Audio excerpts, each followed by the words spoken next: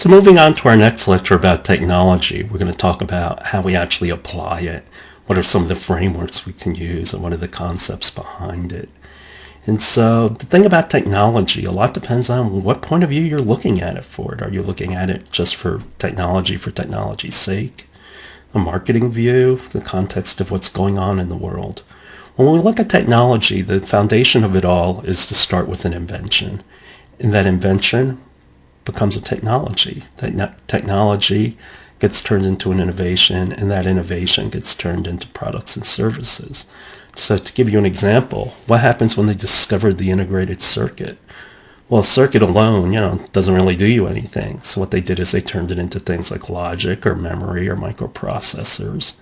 And subsequently, those alone are now the building blocks of you making things such as computing or instruments, or even those pieces alone. Just keep improving the performance and you can make money. And subsequently, those are combined to actually create specific products and services. And so when we look at technology, essentially it can be broken into 4 areas.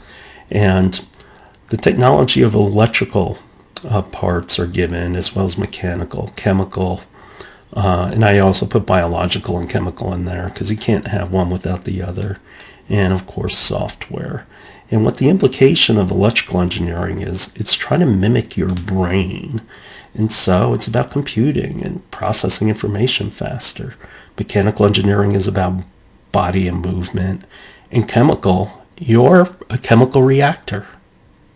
And so you've got all kinds of chemistry going on, and you have bioelectric energy inside you. And so subsequently we create materials and things like that.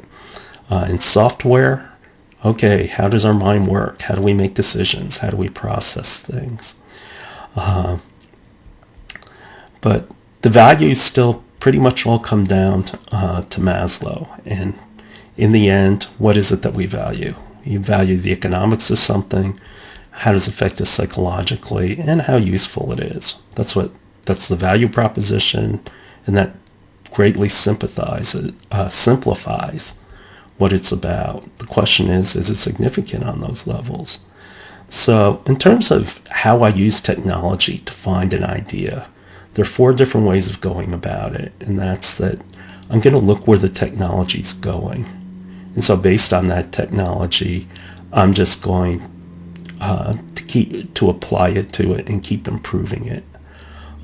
Marketing is about looking at from a marketing point of view. Basically, is there a gap, niche, or differentiation I can get into? Or does it help me competitively? Product offerings are taking what's already out there and putting it on the market and improving what they actually do on the market, whether it's the product, marketing. There were once, in 2007, there were about 1,000 marketing software companies, and today they estimate there's about 100,000 out there. That shows you how things can explode. Or am I interested coming up with an idea from the viewpoint of context, that something happened in the world, which makes me interested in getting into this. The thing is, your ideas come from bottoms up or top down. And what I mean by that, if you're looking at for something from top down, you're a solution looking for a problem. If you're looking at it from bottoms up, you're a problem looking for a solution. And so top down is more like a technology point of view. Like, I just created the integrated circuit. What am I going to apply it to? And bottoms up is how are we going to stop global warming? How do we make clean air? Something like that. And so the thing is, one way of doing it is looking at the value chain. And that's, we look at what customers do or what people do and figure out what points in the chain can create opportunity. The thing is, in terms of technology, looking at the first framework, it's like what businesses have no end in sight. Data, it just keeps getting bigger and bigger. The thing about technology is it's complicated, and because it's complicated, people don't want to deal with it. Therefore, there's always an opportunity in services. I don't want to do this. I just want somebody else to do it. Security, once you put up a wall, somebody finds a way around it. Food, air, and water are going to be our big challenges as people, and healthcare isn't going away. We're getting older. Those are the issues. In terms of the technology, one viewpoint of looking at tech is the trending markets, and so here they are. They're pretty self-explanatory, so you can just go ahead and read it. The thing about many products is they're not new. They were actually thought of before, so there's a window of opportunity there. And so when is a product before its time? Well, here are some examples. Facebook, no, something called LiveJournal came out in 1999. The problem with LiveJournal is the only thing it could hold and carry was just text. Web TV came out in 1996, Internet on TV. Steve Jobs, of all people, lambasted it, and he just said, no. Being on your computer and watching TV are two totally different experiences. And that's why you kind of had to wait until the two converged, that the more and more we used our computer, originally it was not a source of entertainment. Now it is. Nintendo Power Glove, and I'm skipping around a little bit here. Yeah, that's what it looked like, and compare that to what the Wii is today. Essentially, the microsensors weren't out yet, and now they are. The Palm Treo was ahead of its time, and that's that it really was the very first smartphone, but it didn't get any traction. And it's because there was one gap it had to go through. And what that gap was the BlackBerry. And people didn't quite get to the point where they started treating their phones as business tools. And then once BlackBerry came along, people got used to it, and so they started doing it. And then finally, Microsoft came out with the Spotwatch. The problem is too slow, too small. And that's the thing. When you have a product, is the ecosystem around it supporting it? Meaning, are you going to get enough speed? Is it going to be useful enough? Like, for example, X-Band. That was Xbox Live ahead of its time. The problem is it ran on the old phone lines, so you'd be yelling at somebody, shoot, shoot, and they get the message 20 minutes later. As you can imagine, that got real irritating real fast. People still use dial-up.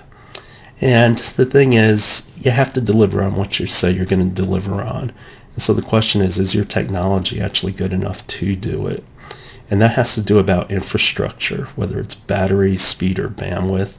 And that's what people have frustration with. The only thing that Apple iWatch demonstrated to me is that there's 7 million people out there who'll buy anything with an Apple name on it. So here are the topics in terms of technology. Are you looking at these? This is what's hot in tech. This is what's trending. And pull are things that the market always wants. We always want good health solutions. Now that we have, for some of you may have reached the point where you've had to take care of your parents, you know what a huge pain that is. So if you have home care solutions, great.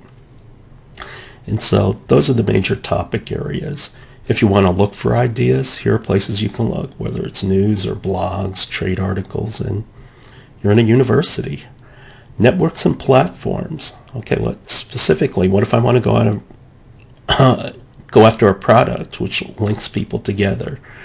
Well, the thing to keep in mind is the number of users basically is the square of number of users relates to the power of a network. For example, what's the value? And it's actually n-1, but what's the value of one cell phone? 0. You got nobody to talk to. So you can see that. What capacity it has, what drives it. For example, if you're Uber, you need a driver and you need a customer. That's what's called a two-sided market.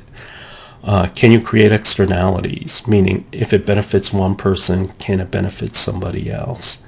And critical mass is what you try to shoot for, and that's when you don't have to put so much effort into it that it'll run on its own. And for those of you who took 310 with me, you know critical mass has hit about 10 to 15% of the market. The thing is, when markets grow and the power of a network grows, the question is how do we get more customers for price? And early going, if you notice, the price can come down and I could get more users, and that's it as more people become familiar with it. That's why I'll get more users if I bring the price down. Early on, it doesn't work. And so the impact of technology is it's given us scalable goods where we can make a lot of them. It's made our products that we do have faster. We've made them customizable specifically for us. Technology has created disintermediation, and that's that we can start getting rid of the middleman. And finally, decentralization, that everything doesn't have to be based, go through one network. Actually, one of the earliest networks was done by the French, and the part of the problem is they had something before the internet, and they did it through the phone lines. The problem is it all went through one central network, and so it didn't work. And that's why the web works. It's not centralized. It's all spread out. To give you an example of a technology framework, what if I created a new metal that can help batteries charge in 1/4 of the time that it does right now? And so I look at trends. I look at where there's a high need. The thing is, your cell phone, if it charged in 1/4 of the time, yeah, that'd be good. But the one that has actually a much larger need is an electric car, because right now that takes like 8 hours. And so now I need to go do some research. Again, it's following the aha exit. What about a marketing point of view? Well, a marketing point of view is I look for gaps, I look for niches, or I look for pain. And you should have gotten this in other classes. And the best way to find gaps is typically it's either industries which haven't changed yet, like machine shops. I've gone to machine shops where, remember those old credit card readers with the paper and they swipe it? Yeah, they still use those. Yeah, kind of shocking. Niches are the most typical place where entrepreneurs go into. I mean, look at the market of Airbnb, how it's cut up. Now there's one specifically for cabins or for sporting events or whatever. And of course, people are always going to be in pain, so finding those needs. When I talk about what I offer is exceptional, I'm either going to be a price leader, a product leader, or I'm going to know the customer better than anyone else, can make a sustaining profit. Do I make my money through being a car, knowing the market better than everyone else, or is it that I know the customer better than anyone else? And how do I become difficult to copy? Is it my technology? Is it my market position and how my business operates, or is it because I know the customer better? The thing is, person to person right now, is it a revolution or is it just more the next level of disintermediation? The thing is, there's a number of revolutionary businesses such as Uber or Bitcoin. And if you believe that, then there are lots of middleman industries out there that are just waiting to get disintermediated, such as real estate.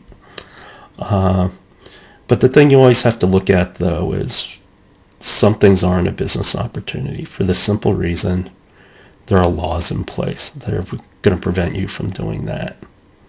And so we'll continue this discussion in the next video.